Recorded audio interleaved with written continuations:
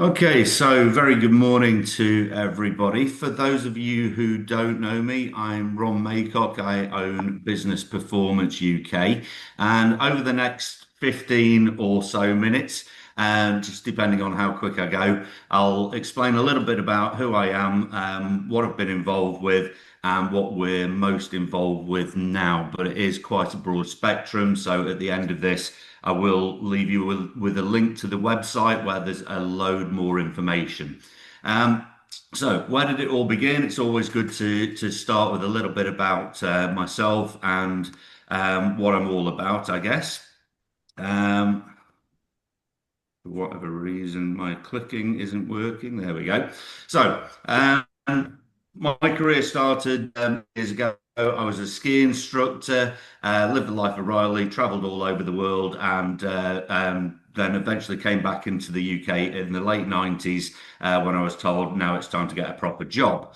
So set up a recruitment business and was heavily involved with scientific recruitment and medical instrumentation, things like that. That transitioned into a post-acquisition for mergers, highly acquisitive group of companies, and I traveled all over the world looking at human capital resource for businesses post-acquisition or post-merger, and working with them to integrate into global matrices and things like that. Then, for the early part of my career, just full of loads of excitement, really giddy times. And there's a picture of me in my younger days when I had a full head of hair. Roll on to the mid sort of round about 2012, got involved with a steel business. Originally as a non-executive and then became executive chairman. And I was brought in basically to see if that business was viable in its current state. Roll forward about 4 years from then, 4 or 5 years. And unfortunately, that business, which was a £25 million business with operations in the UK and America, wasn't really viable in its current structure. And it had 92 years of muscle memory, which essentially needed changing. So, shortly after that, then I turned into a no hair, grey hair, and wore the lots of scars of taking a business through administration, restructuring it. And for anyone in this room who has restructured a business and been on the opposite side that Colin might have been involved with it, where you are taking a business into administration, it's a very, very lonely and painful place to go through.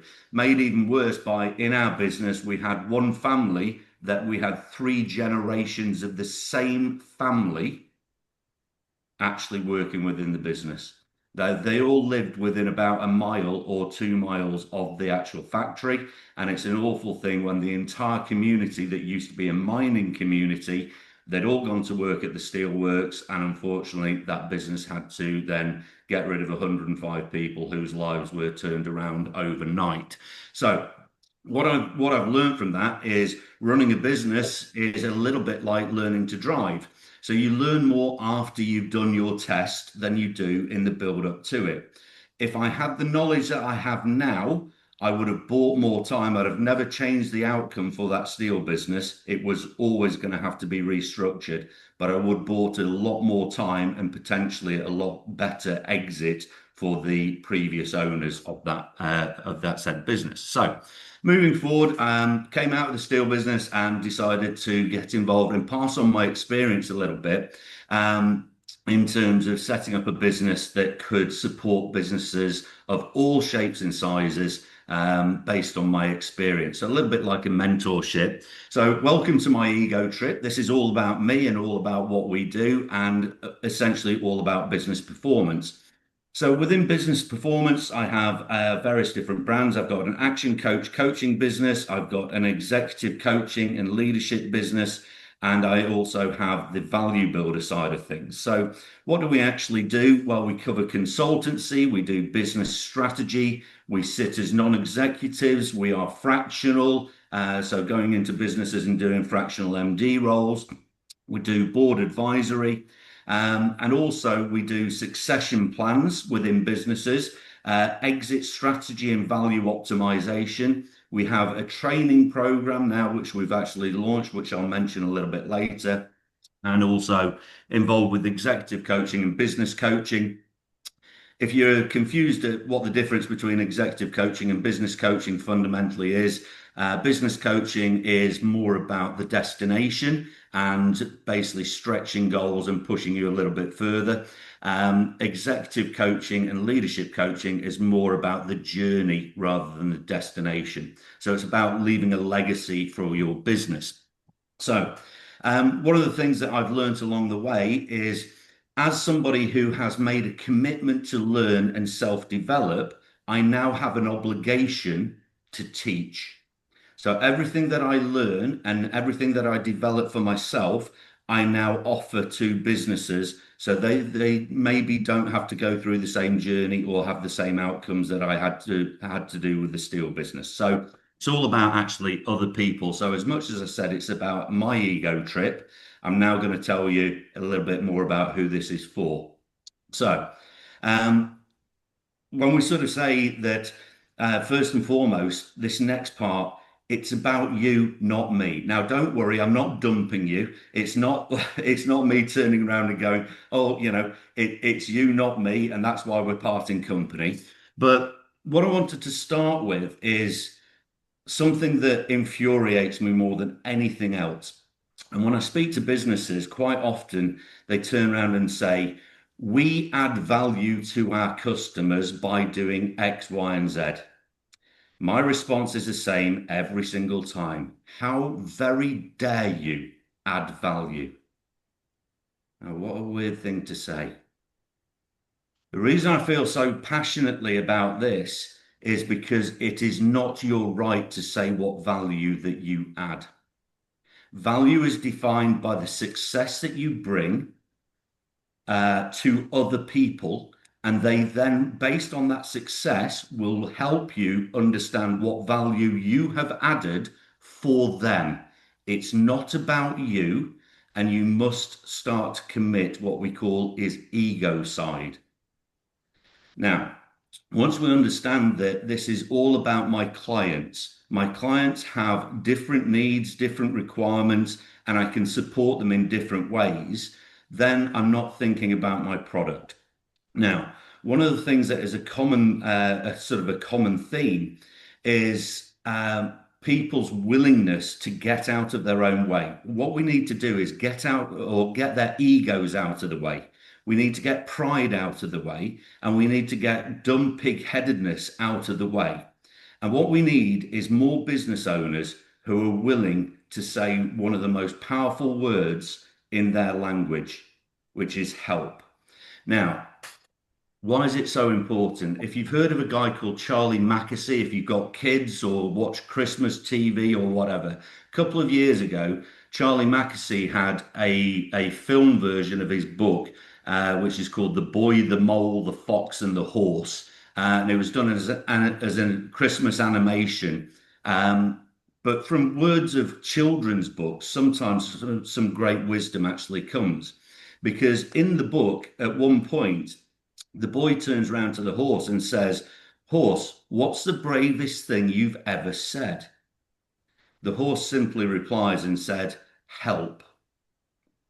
Because asking for help isn't giving up, it's refusing to give up. Now, once we understand that people in business are there to ask for help, and it's one of my pet hates, and I ask people to call me out on this, I don't help people. People can ask for help. I then support, I facilitate, I enable, whatever, I encourage them. I don't actually do help because it depicts helplessness.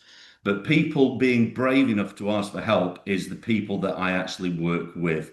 They realize that this is a lonely journey on their own and they could do with some support to make their journey a little bit easier.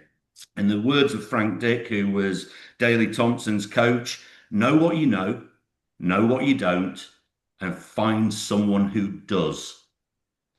I believe I am that person who does in a lot of different situations. So, when we actually look at what those common cries for help actually are from different businesses, then we start to create a picture of where we can support businesses moving forward. But roll back quite a few years, and I was very fortunate to be in a room with a guy called Miles Downey.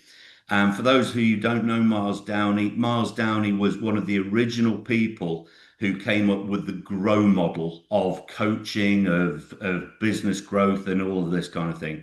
And GROW is goals, current reality, options, and willingness. And if you use that as to how do we move towards a goal, how do we keep moving forward in business, it's a very good way of doing it. He also said that coaching and performance is a result of your performance is equal to your potential minus your interference. So if we can get rid of the things holding you back, you will perform to your full potential. Now, what Miles did was he regressed me into almost a hypnotic state. It took about 15 minutes. And through that process, in a business context, by the end of it, I actually understood what my purpose in business actually was. And it's a very interesting thing because my purpose was to make the complex simple and allow it, which allows you to make better decisions. And purpose is everything in business because once you understand the Mark Twain quote of the two most important days in your life, the day you were born and the day you realized why. When you operate with a purpose, it changes everything. You stop thinking that you're selling a product or a service and you are there to serve other people and actually enable greatness coming from them. And that's all pretty much everything that we offer and how we actually do it. Now, so once we're actually looking at these different things that we've simplified for people, what are the common cries for help? Well, we're growing too slowly. When you're growing too slowly, it's often a case of looking at your sales and go, we're not selling enough of X, Y, and Z. And recently, I was talking to a New York Stock Exchange listed business, turning over about $280 million a year. And they turned around and said, what would you do with an underperforming sales department? And I said, well, have you got a process of how you generate repeat sales? And they went, well, that's down to sales. And I went, well, maybe start looking at your process first and then look at what the expectations are. Are they educated on how to use a system? Do they have a repeatable system? And then start looking at your people within your business to see if they're any good. So growing too slowly is often a misconception. We think it's down to sales. Actually, it's down to our processes. There might be a theme running here because growing too fast is another common cry for help. So things are getting out of control. And recently, there's a business that I've started working with. They had to restructure and come out of administration about 2, 3 years ago. And they asked why that probably was. And the reason was they had a £5 million business being run by £1 million systems. The rate that they'd acquired revenue was too fast for them to keep up with and deliver consistently. So it all went pop, it fell off a cliff, and all of a sudden there's their cry for help. So other people declining and eroding margins. This is often the race for the bottom. You get into the habit of discounting and saying that we need to reduce our prices to win business. And it's all because that you are selling based on price, not on value. So sell more on value. You don't have to reduce your margins. We're on a precipice that we're either aware of or we're in denial of. Colin, you'll be very familiar with this scenario. Some people know they're on a precipice and they're about to fall off it, and they will come to you and say, restructure our business, take it through insolvency, do whatever, recover the business. That's all great. Far too many people, through pig-headedness or egos or whatever it is, refusal to ask for help, are completely unaware of how close their business is to falling off a cliff. So getting them before they fall off a cliff is something that I would love you to introduce me to those kind of businesses. Succession and growth and succession planning through the business, and a load of letters that probably mean very little to you. Those letters actually is what got you here won't get you there, which is the title of a book by Marshall Goldsmith. And some great people in business have grown their businesses based on their current potential to the level that they're currently performing at. To go to the next stage, they've got to learn a lot of different things. So, helping people understand that running £1 million business is very different to the skill sets of running a 10 or £20 million business. And we work with businesses to make that transition. Also, installing high performance in teams, taking people through a set process of how they can actually improve performance, engagement, motivation, and actually have people all rowing in the same direction. The final two I'm going to expand a little bit on because we do quite a bit on leadership and management, and we also do quite a lot on optimizing exits for different business owners. So, what does that actually look like? So on the exit optimization, we use something called the Value Builder system. And I'm a certified value builder. They used to have two different tiers, and an advisor could run the report and give you bragging rights down the pub and basically turn around to you and say, oh, look at me, I've got a business that's worth X, Y, and Z. A certified value builder is a proactive way of looking at 8 different pillars, one of which is financial performance. So if you went to your accountant and said, how much is my business worth? We would use exactly those metrics to actually come up with a value. We also then look at how dependent the business is on you, where the decisions are made. Are you over dependent on customers or a single customer, a single supplier, or a single team member? How easy it is to generate cash in the business, what the monopoly opportunities are in terms of future market growth. And also things like customer satisfaction all come into play. So what we do is we work with a value builder report, which basically identifies where you're at. And then month by month, we work through a different one of those key drivers, one of those pillars to affect increased and proactive growth of your value multiple. Now, we also have something called a pre-score. The pre-score is all about you. Are you ready to exit? So if you're a business owner that's grown your business over 20 or so years, it's a part of you. Having a hobby is not probably just enough to actually walk away from that business and have an exit. So we have to look at that. Are the team on board? What kind of exit are you actually looking for? Is it an earn out or an immediate, whatever it may be? We're also looking at the freedom point, and this is where we work with IFAs and wealth managers, people like Dave, for the simple reason that the freedom point is the point where they have financial freedom. And we have to look from a business perspective of what they need to realize net to add to all the other assets and wealth that will create the lifestyle for them for X amount of years moving forward. So we work with the IFAs to actually look at all the other things. We just do the business bit and go, how much do you need to realize? We also then work with scenario planning, power of one, where we increase certain things by a small amount, see what that actually does to the value. The other thing that we're doing a lot of is leadership and management at the moment, and there is a massive difference between the two. So management is all about growing and building competent and productive people to run consistent and robust systems. Systems run businesses and people run systems. People do not run businesses. And when we talk to business owners who turn around and say, the most valuable asset in our business is our people, nonsense. It's not. It's your systems, because people run the systems, systems run the business. So the management stuff that we do is the first part. Before we get into leadership, which is all about enrolling and inspiring people, we need to make sure that the foundations of how we create management information and management information flow is robust.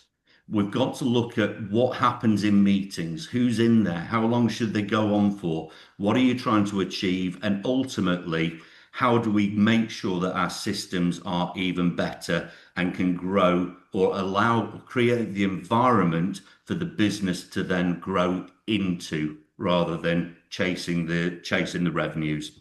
So why do we do management training? Well, the bit that I put up there is pretty much a good summary. because poor people spend time to save money, whereas wealthy people spend money to save time. Our management and leadership is about creating wealthy business owners, not poor business owners.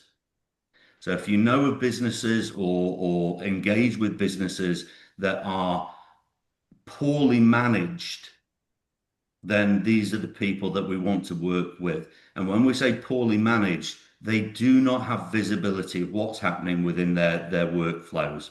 So I'm going to leave you with a final part. There's an old proverb, it's an African proverb that basically says, if you want to go fast, go alone.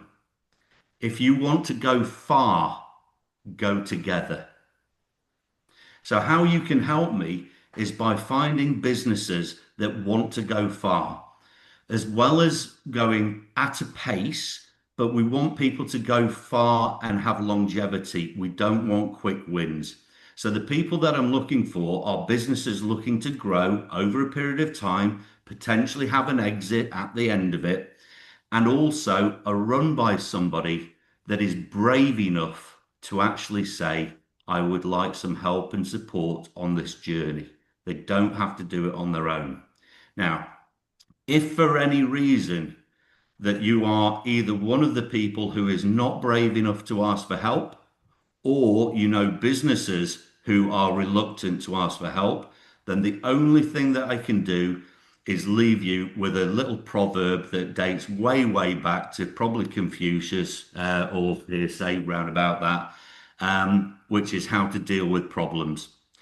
Because it's only when a mosquito lands on your testicles that you realize that there is always a way to solve a problem without using violence.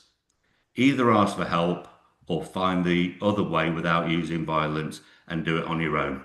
Let's say my contact details are there. If you want a chat, if you've got clients that would like a chat in terms of seeing where that goes, that's all great. Loads of information on the website and open to any questions. Thank you, Ron. I thought that was an amazing presentation. Just following up on your point about people asking for help, you won't be surprised that over the many years I've been in practice, that's the big problem for us as well. Actually, encouraging business owners and indeed their advisors to ask for help and to, I suppose, break through that embarrassment barrier, that fear barrier. Have you got any tips for how you can create the climate where people will ask for help? Yeah, I mean it's the eternal challenge, isn't it? Especially in ours, we don't want to be seen to be a distressed purchase in any way, shape, or form. Um, I always refer people back to that quote that I said earlier about know what you know what you don't, and find someone who does. It's not, and also the other one, asking for help is not giving up. It's refusing to. Yeah, And bizarrely, I mean, that comes straight out of the kids' book. But how powerful is that as a thing? So if we can get people to go, look, it's okay. Let's just have a chat. And, if it's not for us, it's not for us. We'll tell you straight away. And I think there is this embarrassment factor. People want to, the last thing they want to do is admit that they've got it wrong or that they need external support. But times are changing. I think the people coming through are, they realize earlier, I guess, that they've only got certain skill sets and that they do need to rely on other people. They do need to ask for help. Um, Avoiding the word help actually is probably the main thing that I would advise and what I do, because help basically depicts inadequacy and helplessness. Whereas if you say, okay, look, it's okay to ask for support or to identify what you're great at and then accept that other people might be even better at certain things that aren't in your comfort zone. yeah. That's But not using the word help is the best way to get them to ask for help. that's If very that good sort of makes advice. sense. Yes, So it does. Thank you.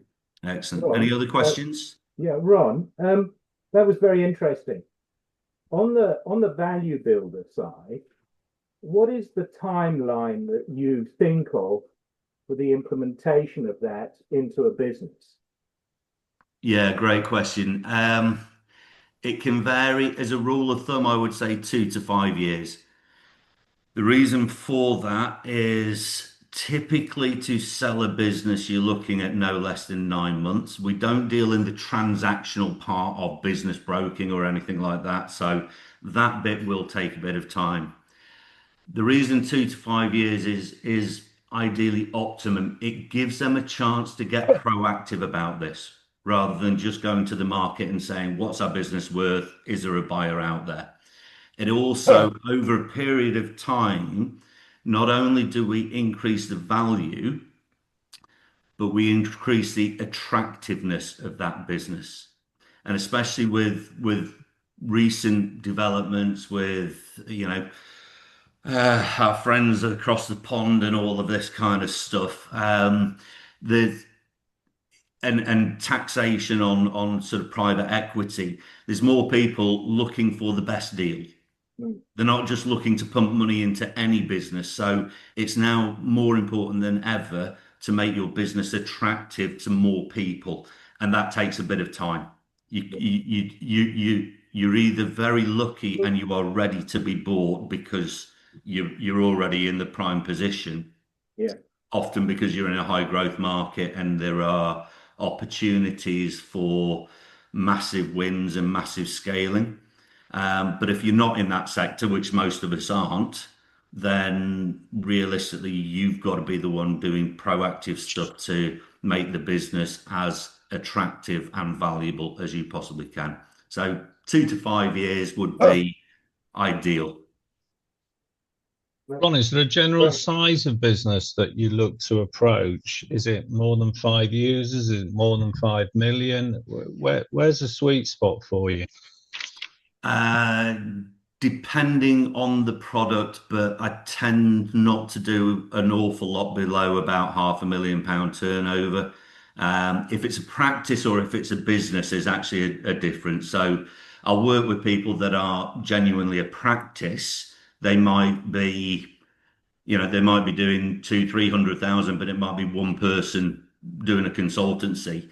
And that's great because they need a very different kind of thing to, the reality is we're not going to be working with exit because the business is worth nothing and they've accepted by creating a practice, not a business, that it's about maximizing their time in the business. Once they go beyond that, then there might be the connotations towards exiting. Typically, the sweet spot would be that sort of family business, owner operated business, up to, from 1 million to 40, 50 million kind of thing. Once they start getting beyond that, then they have quite structured boards. And as much as we do sort of leadership, sort of coaching and executive coaching with those kind of people, it's a very different offering. What we don't do is pre-revenue, and we don't do big listed, stock exchange kind of executive coaching. That's a very different market. And we've just, the owner managed family businesses, things like that are really the sweet spot. That's great. Thank you.